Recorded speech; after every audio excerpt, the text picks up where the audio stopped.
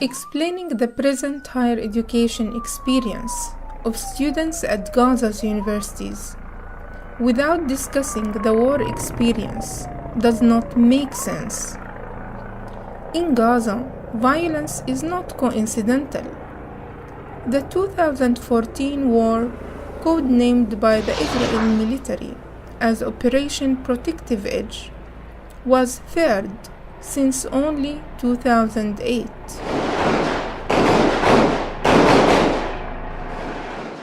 The experience during the war. Educationalists' reflections on their experiences show tension between vulnerability and resilience. They feared losing their loved ones, their homes, or part of their body. They felt helpless to stop the dehumanizing conditions of the war. They either left their homes in search of refuge or hosted those who left.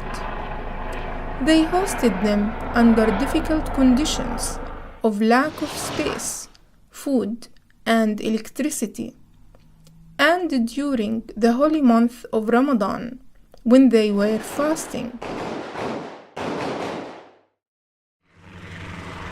The majority of the students and their lecturers whom I interviewed expressed an increased religiosity during the war. This has not necessarily resulted from a nurture of their faith.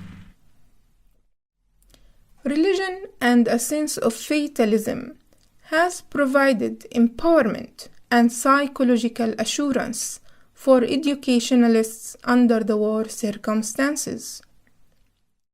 They felt more resilient towards incidents of death and danger.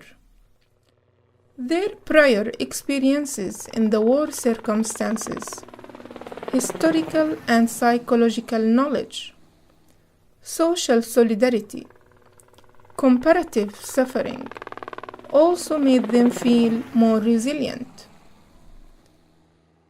The large scale of the offense, however, made all these helpful as similar to antibiotics.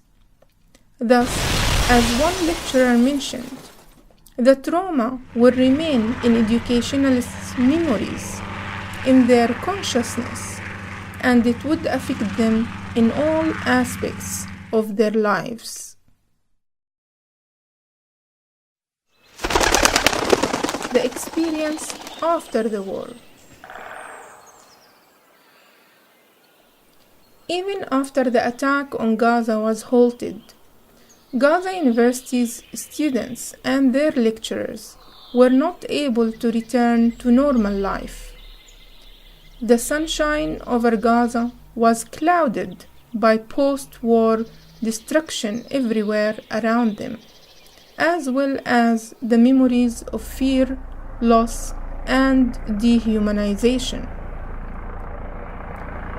But in the context of the blockade in which Gaza's airspace, maritime space, and land crossings are controlled by Israel, Gaza's universities rely on their lecturers and students as human resources for the process of construction and the reorganization of a new Palestinian society.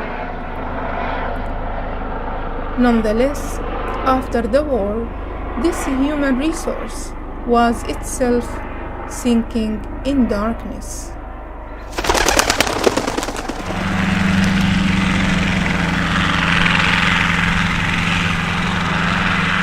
In fact, Gaza universities were themselves bombarded or affected by the attack. Hence, Gaza universities found themselves in a dilemma on how to manage academic activities. They had to prioritize immediate needs over quality and future prospects. For educationalists, the consequent damages and repercussions of the 2014 shows on the ground that the 2014 war has not ended yet.